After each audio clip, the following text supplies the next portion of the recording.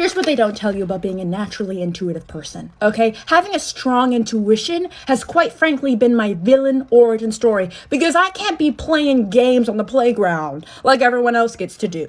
Because the gag is people can't hide shit from me.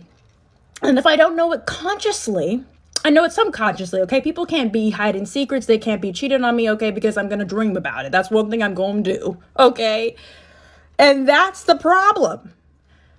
When you're naturally intuitive, nothing comes as a shock to you. Nothing surprises you, especially when it comes to people.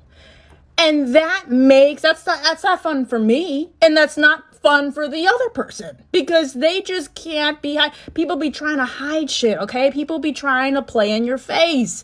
And when you're naturally intuitive, you know what the fuck's going on, but you can't say anything about it because then you look like the crazy one. No, bitch, I know exactly what's going on. And the people try to demonize me. I'm a Scorpio moon. That's just my whole character arc. Shout out to the Cancer, Pisces, Scorpio, Gemini, Virgos, clairvoyant ass bitches. We got it.